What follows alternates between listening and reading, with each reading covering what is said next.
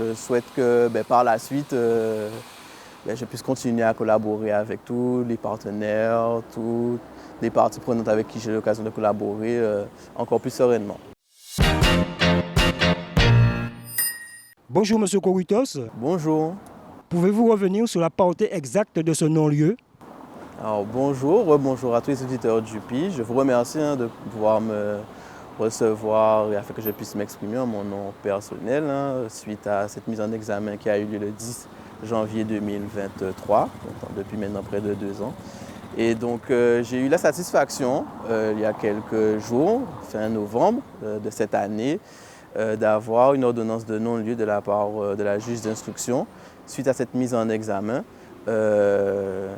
J'avais été mis en examen pour des faits de détournement de fonds publics, travail dissimulé et délit de favoritisme. Donc c'est vrai que ça a été une période vraiment difficile, pas simple, parce que malheureusement, je pense que j'ai pu découvrir qu'il y avait surtout une présomption de culpabilité avant la présomption d'innocence. Et c'est ce qui a été pour moi le plus difficile à vivre, surtout pour le fait en soi, que ce soit mon nom aussi, qui n'est pas que mon nom, c'est mon nom de famille, que mes proches soient touchés aussi par cette mise en examen. Mais aujourd'hui, je suis vraiment très très content que la justice ait pu rendre cette ordonnance de non-lieu et puis que je sois vraiment blanchi par rapport à toute cette histoire. Donc cette décision met-elle définitivement un terme à votre procédure concernant votre personne? Oui, cette décision met un terme définitivement à toute procédure concernant cette affaire et ces accusations. Et comme je le disais tout à l'heure, je suis vraiment très très content parce que pour moi c'est mon intégrité personnelle qui a été mise en cause, c'est mon intégrité professionnelle aussi. Et aujourd'hui, tout comme malheureusement, et ça aussi je le déplore, ça avait été avec l'ancien exécutif, ce président, qu'on est très médiatisé. Et aujourd'hui, cette ordonnance de non-lieu, vous me permettez de pouvoir m'exprimer, mais malheureusement, je peux voir qu'il n'y a pas la même médiatisation autour. Après, pas que du coup, au contraire, je suis quelqu'un d'assez simple et qui aime simplement faire mon travail, investi pour mon territoire. Et en tant que DGS, je n'ai pas à prendre la lumière sur quelconque affaire, qu'elle soit positive ou négative. Mais voilà, je tenais quand même à pouvoir dire ça parce que je pense que quand on communique, il faut savoir communiquer à la fois sur ce qui est pas bien, mais aussi sur ce qui est bien. Et malheureusement, on a toujours tendance de pouvoir communiquer sur les choses qui sont mauvaises, qui font le buzz, et pas sur les choses positives. Comment avez-vous vécu ces presque 3 années de mise en cause judiciaire? J'ai envie de dire que j'ai dû faire preuve de résilience. Ça n'a pas été une période simple, ce serait mentir que de dire que ça a été une période simple. Mais j'ai envie de dire, dès le lendemain de cette mise en examen, je suis retourné au travail. Je me suis encore réfugié encore plus dans le travail, parce que voilà, c'est une valeur qui est vraiment fondamentale pour moi, que mes parents, que ma famille m'ont inculquée. Et pour moi, je ne devais pas lâcher, sachant que, étant innocent, je savais que je n'avais rien à me reprocher.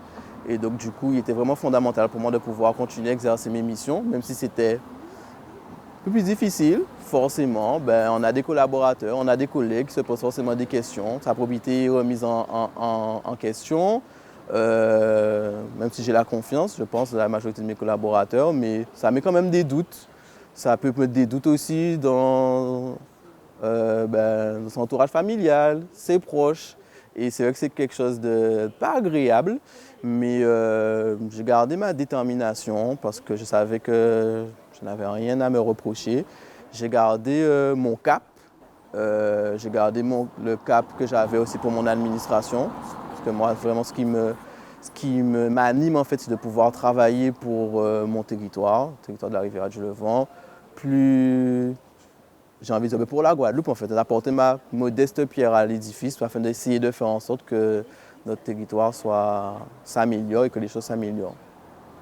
Cette affaire a-t-elle eu un impact sur votre carrière, votre quotidien pro et perso?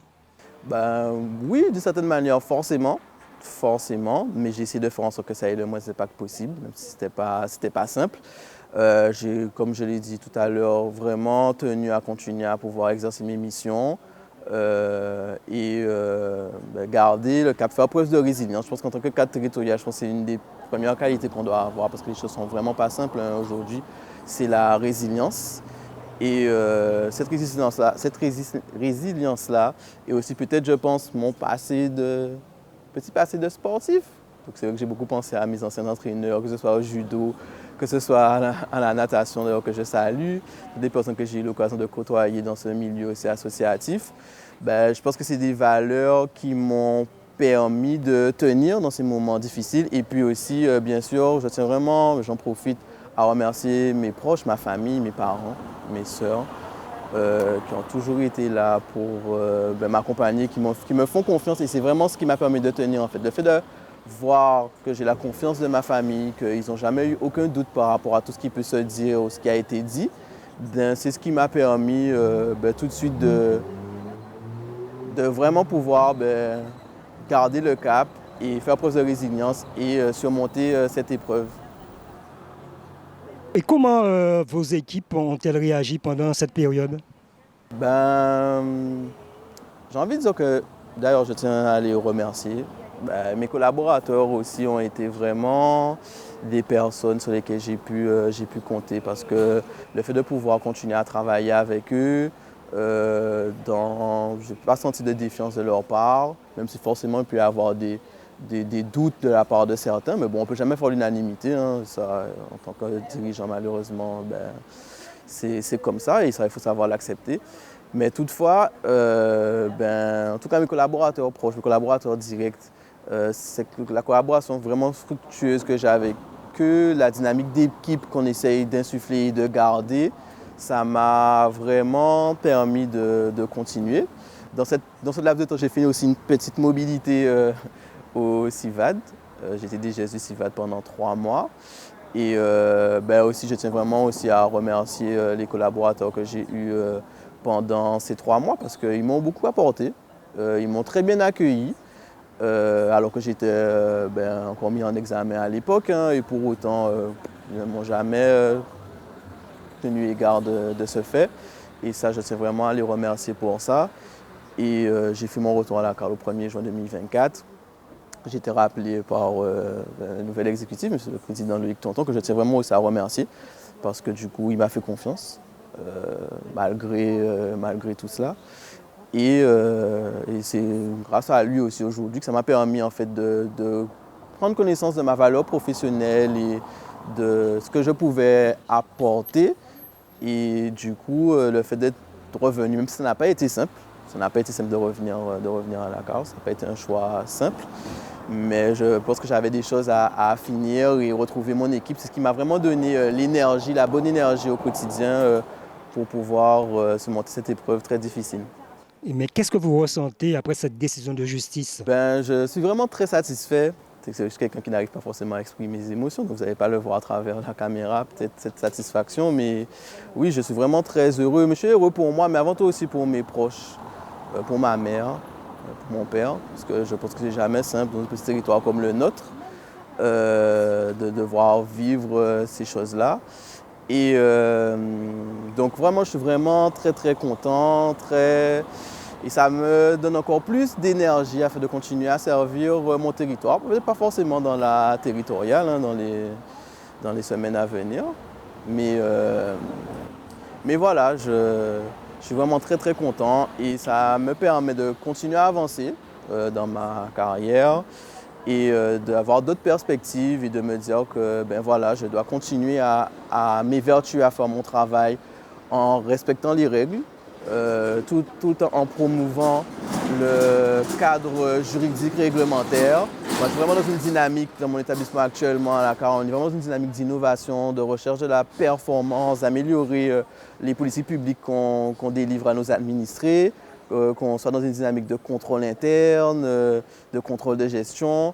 Et donc, du coup, j'ai envie de dire que tout ça vient encore plus affirmer ces convictions-là que j'ai et le management que je souhaite mettre en place et que je mettrai peut-être en place ailleurs aussi dans les années à venir. Avec le recul, referiez-vous les choses différemment? J'ai envie de dire qu'avec du recul, j'aurais aimé que cette situation-là n'arrive pas. Voilà, parce que j'ai simplement eu à faire mon travail et souvent je me suis demandé mais pourquoi je me suis retrouvé mis en examen.